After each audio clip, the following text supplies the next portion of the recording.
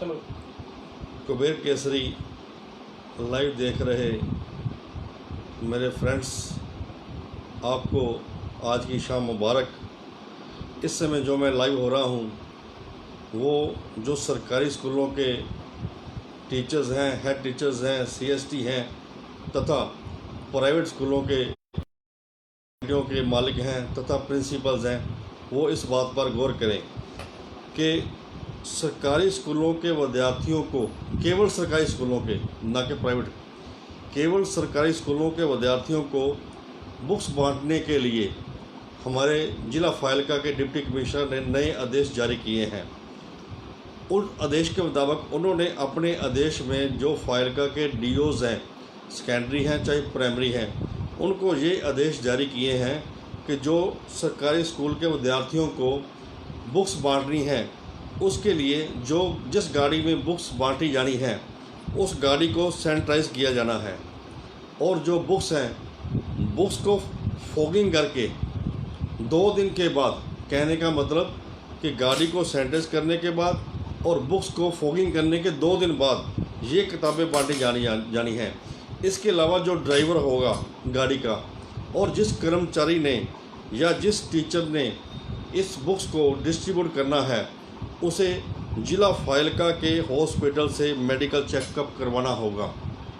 मैं एक बार फिर बता दूं कि बुक्स बांटने के लिए जो गाड़ी का ड्राइवर होगा, जो ड्राइवर के साथ जो कर्मचारी होगा या जो टीचर होगा जिसने बुक्स बांटनी है, उसको सबसे पहले जिला फाइलका के हॉस्पिटल से मेडिकल चेकअप कराना होगा।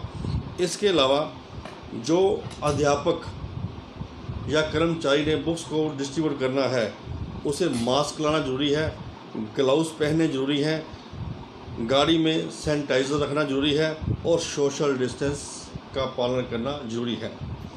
तो ये लेटर हमारे ज़िले के डिप्टी कमिश्नर ने जारी की DOs को। आगे जो DO secondary doctor Trilochan Singh ने जो लेटर जारी की है, वो उन्होंने साफ बात की तो कहा कि उन्होंने ये आर्डर केवल सरकारी स्कूलों को ही दिए हैं। इसमें प्राइवेट स्कूलों को उन्होंने बोला है कि प्राइवेट स्कूल वाले डिप्टी कमिश्नर से मिलें। तो उसने जो DOs डॉक्टर त्रिलोचन सिंह का क्या कहना है, उसने साफ कहा है कि स्कूलों का कामकाज चलाने के लिए स्टाफ का रोस्टर बनाना होगा और ये रोस्टर 33% स्टाफ की ड्यूटी होगी। ये जरूर निर्धारित करना कि 33% स्टाफ का रोस्टर बनाना होगा। और जो काम उन्होंने बोले हैं, उन्होंने त्रिलोचन सिंह DO ने ये काम बोले हैं कि एक तो दाखिले को बढ़ावा करना होगा, दूसरा बुक्स की डिस्ट्रीब्यूशन करनी होगी, तीसरा स्कूलों का कामकाज देखना होगा। लेकिन शर्त ये है कि जो कोविड-19 है उसके लिए जो हमारी केंद्र की सरकार ने और पंजाब सरकार ने जो हदायतें जारी की हैं उसकी पालना करना जरूरी है। उन्होंने एक ये भी कुबेर केसरी से बातचीत करते हुए कहा कि जो उन्होंने आदेश जारी किए हैं ये केवल सरकारी स्कूलों के लिए हैं और अपर प्राइमरी स्कूलों के लिए हैं। कुबेर केसरी ने जब इस बात DO primary doctor Sukhvir Singh Bal से की तो उन्होंने क्या कहा, उन्होंने ये कहा कि सिर्फ ऑनलाइन स्टडी जारी हो चुकी है, ऑनलाइन स्टडी चल रही है, जिसके लिए बच्चों के पास किताबें नहीं हैं। तो जो स्कूलों को खोलने के लिए परमिशन ली गई है, ये केवल बुक्स को बांटने के लिए खोली गई है। जिस स्कूल में बुक्स 1 दिन में बांटेगी, 2 दिन में बांटेगी या 3 दिन के लिए बांटेगी, उसके बाद ये स्कूल नहीं खोलेंगे। यानी कि कहने का भाव कि उनके मुताबिक जो स्कूल खोलने हैं उसमें 33% स्टाफ आना है और उसमें भी नॉन टीचिंग स्टाफ को पहले लिया जाना है और उस टीचर को ही बुलाया जाना है स्कूल में जिसका रोल बुक्स बांटने में, यदि वो उस क्लास का इंचार्ज है। यदि सारे स्कूल की बुक्स बांटेगी उसके बाद ये स्कूल ओपन नहीं होगा। अब जो तीसरी बात करते हैं हम फ़ीस की, जो बड़ा मुद्दा बन चुका है, चाहे वो सरकारी स्कूल हैं चाहे वो प्राइवेट स्कूल हैं। लेकिन सरकारी स्कूलों को इस बात छोड़ दिए, जो प्राइवेट स्कूलों की फ़ीसों का मसला है जो हमारे पंजाब सरकार के पास पहुंचा है, तो उसमें हमारे कैप्टन अमरिंदर सिंह जी पंजाब के मुख्यमंत्री ने भी आदेश जारी किए थे कि स्कूल वाले केवल ट्यूशन फीस ले सकते हैं, वो भी से 31 मई तक वो 2 महीने की फीस ले सकते हैं।